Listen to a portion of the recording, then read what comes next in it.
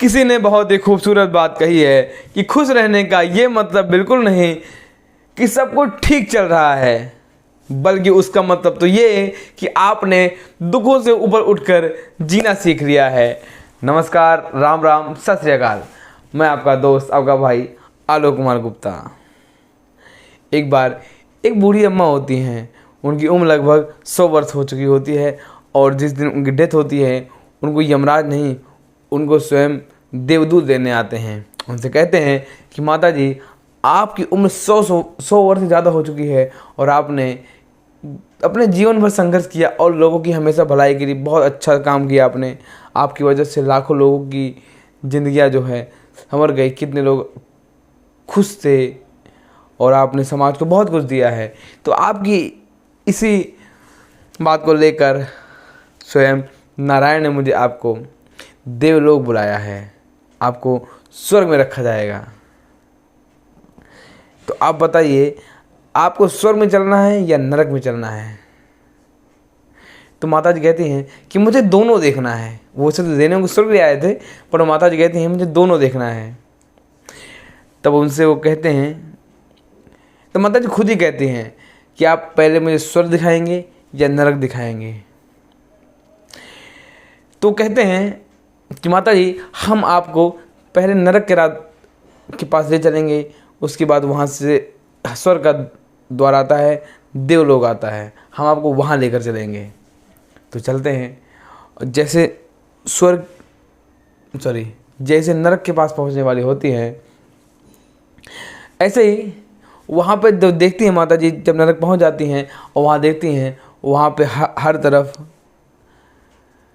डर का, दहशत का और चिल्लाहट का और रोने की आवाज़, बिलखने की आवाज़, ये सारी चीज़ें जो चल रही थी, वहाँ पे हर तरफ नेगेटिव माहौल था।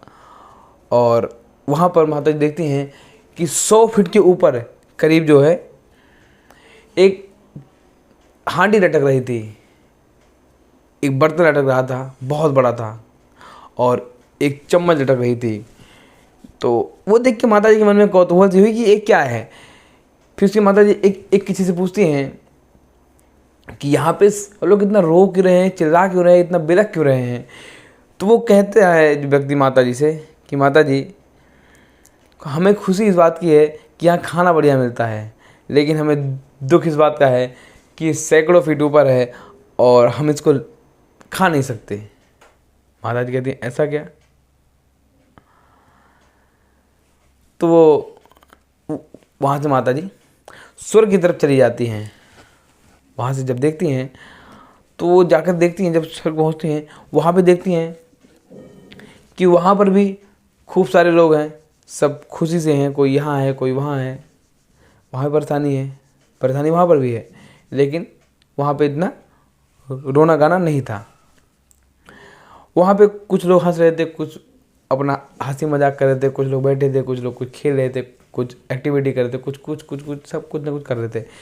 तो माता जी देखती हैं वहाँ पर भी एक बड़ा सा बर्तन लटक रहा था सैकड़ों फीट ऊपर, और एक कलछी थी उसमें, एक कलछी के एक चम्मच सा निकालने के लिए उसमें से। तो माता जी बोलती हैं कि आप लोग इतने मज़े में कैसे हैं, और ये तो खाने के लिए इतना ऊपर है। तो कहते माता जी, हमको परेशानी है, लेकिन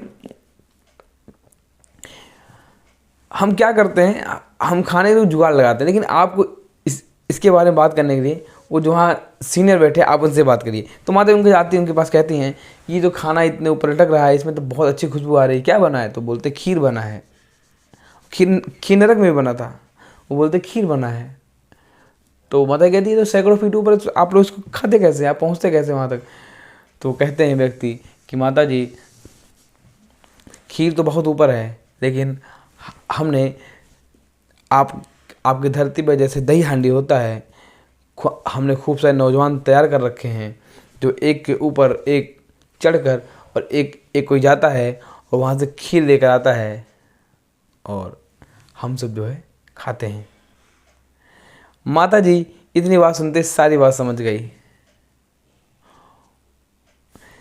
कि सिचुएशन कैसी भी हो और आपके साथ कैसी भी घटना घटे, लेकिन अगर आप संगठित हैं, अगर आप में प्रेम भाव है और आप एक दूसरे की मदद करते हैं, तब कोई भी काम असंभव नहीं है, कोई काम मुश्किल नहीं है।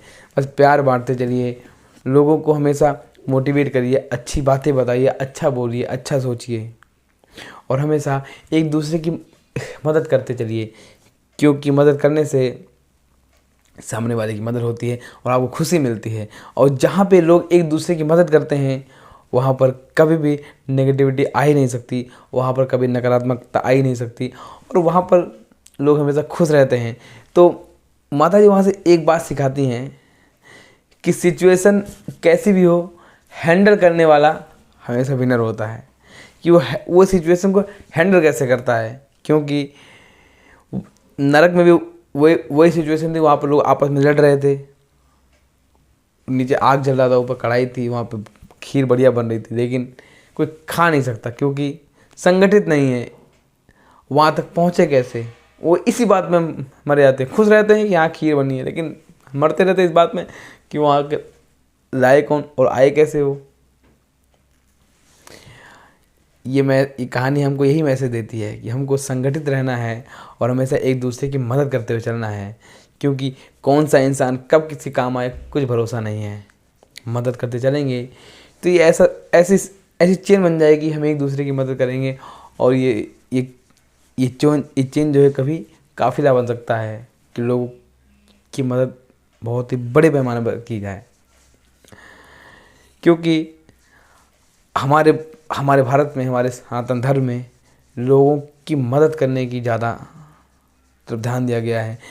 पहले के लोग गांव में होते थे, वो कोई भी आपदा विपदा आती थी, वो सारे एक साथ संगठित होकर एक साथ लड़ाई लड़ते थे, पूरा फैमिली, पूरा कुनबा एक साथ रहता था। आज न्यूक्लियस फैमिली हो गई, छोटी छोटी फैमिली हो गई है, लोग एक दूसरे की हेल्प नहीं कर पाते। कोई